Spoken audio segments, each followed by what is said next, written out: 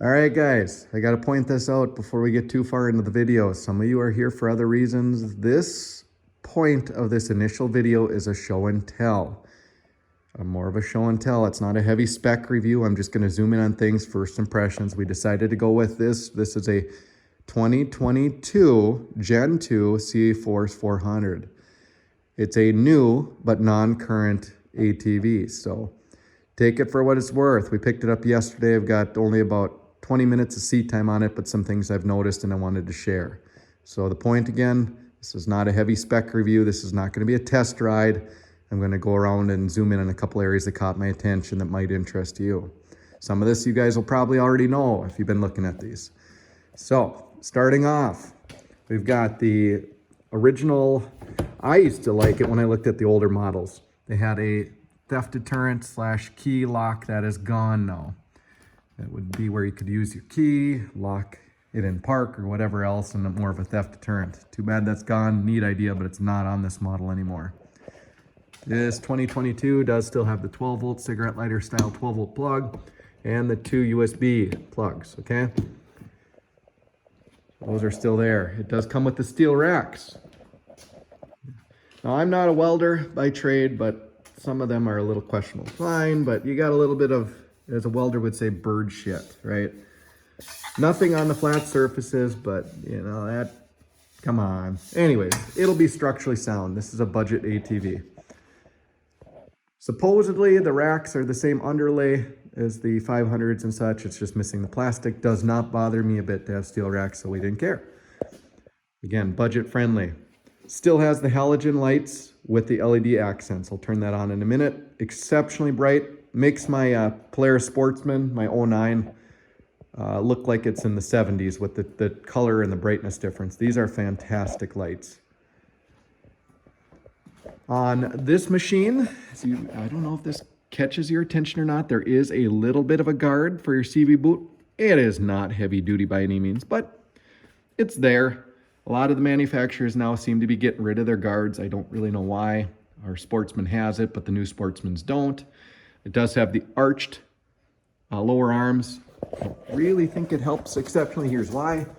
Look at, I'm going to call it the chest, but the bottom middle plate. So you got ground clearance, decent, but then your front section comes down. So I'm not going to pull out a tape measure. This is just visual, just so you see it. Looks like overall nice fit and finish inside though. Seems to be quality from what I can tell. Everything looks decent. This is again the 400, so you do not have the factory installed winch, but you have a fairly easily accessible area to get at it when you do put one in. They do make plates. I might just fabricate one myself because I can. Looks like that should be easy, and depending on wiring, I'm not sure yet, but adjustable front shocks. They look reasonable as well when I'm comparing it closer to a Honda Foreman with this double A-arm suspension.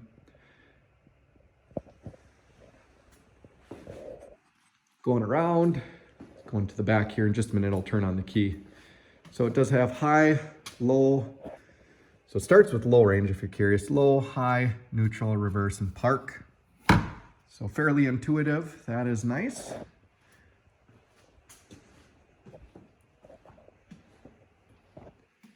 The key is on the side, but that is not itself used to start it like some of the other machines. You just do that for on. Hear that there was a fuel pump. You're supposed to let that cycle. I might as well start it up. It'll be a little bit noisy, but some of you are curious. So starting it, once it's in park, as you see on the display,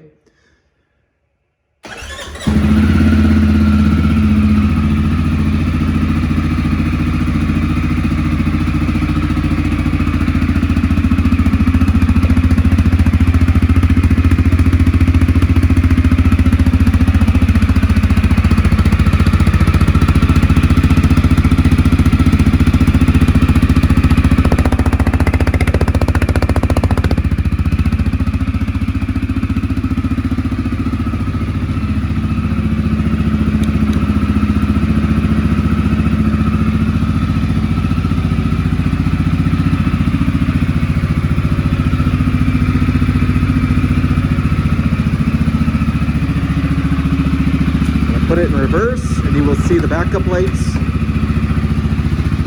See them on the garage door here.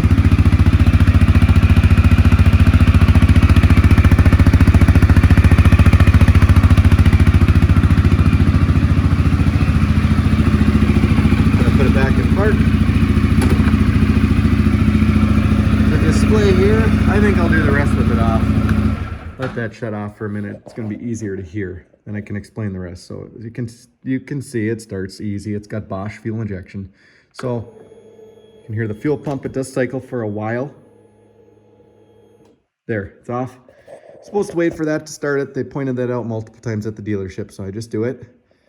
The display, plenty of information, nice and small. I don't mind that at all. The basics.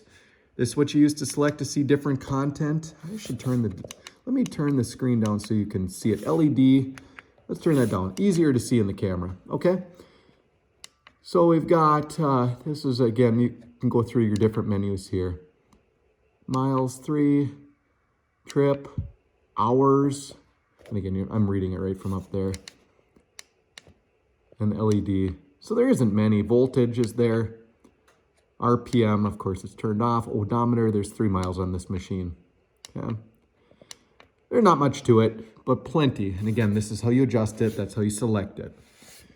As I showed earlier, we've got the LED. I can probably turn off the main lights. Let's go. There is a section on here that's just marker lights. Actually, pretty slick idea. Kind of like on the newer vehicles, right? When you're driving on the trails and it's not dark out or around, it's kind of nice just to have a little bit of an accent lighting. Not running the full headlights, but you're running the other marker lights and tail lights. Something that caught my attention, they are backlit. You hear when you put it into 4-wheel drive and you want to put the locker. So it does have a locking differential. I have not read all the owner's manual and recommendations for speeds in that. I won't get into that. Ergonomics, boy though. Easy throttle, still mechanical. Very ergonomic, very easy to push. This reminds me of the old Hondas, like when I'm talking old Hondas, like early 90s. The ergonomic feel. My Polaris is a little bit, I don't know, it kind of feels like you got to push it more instead of lever. Won't get into that too much. That's all hearsay. Does have, on this style, reasonable fit and finish. I'm not sure about stuff like that. It's left pretty open. I don't think it'll be a big issue, but feel like that could have been done a little bit better. Feels solid though. Good brake, good lights though. And you got your locking brake here. I read a little bit that this is supposed to be on the Polaris. Is something similar to this. Is almost like an override for reverse, but this one looks to be for full power when you're in, I think, 4-wheel drive locked. I'm gonna read that more. Don't take that for my word. When I started it earlier, I turned the key on and then you press down here. That's a start, and of course stop, or you can stop it with the key. You can turn the key off now. Let the battery sit. This is where you go in to check your oil. I recommend to do it, I believe, before every ride. This vehicle, ATV, whatever, does not have, currently, the plastic rattles that the Polaris did. And that's an older ATV that's like 13, 14 years old. But for the plastic on here, with the engine vibration, not an issue. There's a nice rubber grommet. I'm going to call it a grommet, but that's our access. Seems to be reasonable quality. Check your oil, screw out that dipstick there. Oil filter when you do change it here. I bet you that's going to be messy, but we'll cross that bridge when we get there. Not everything can be easy. So just put that in. Doing this with one hand.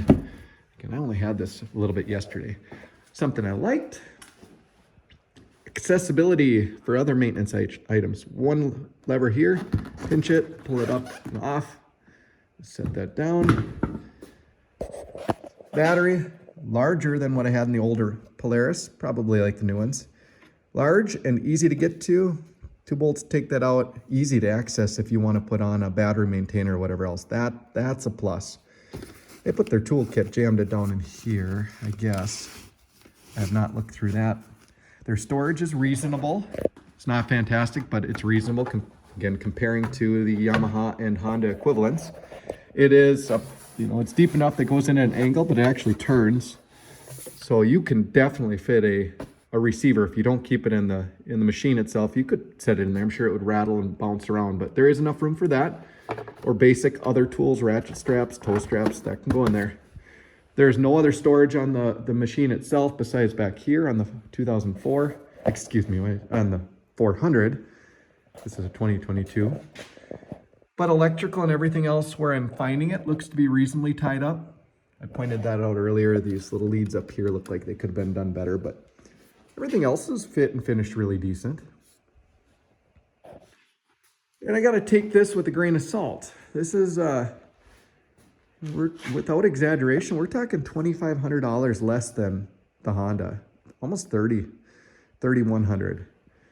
So it was significantly cheaper. It's got a 1-year warranty. This one does. Just got a couple things we got to finish on it, but for its purpose, I don't know. I think it'll do. We'll keep you posted. So hopefully this video didn't bore the hell out of you guys. Might be helpful if you're looking at getting it. I don't know. Can I sell you on it? I've only had it, as you've seen, like an hour or two. But no regrets. Sometimes, you know, you get home, you say, maybe that was a bad decision. I'm not feeling that yet. We'll keep you guys posted.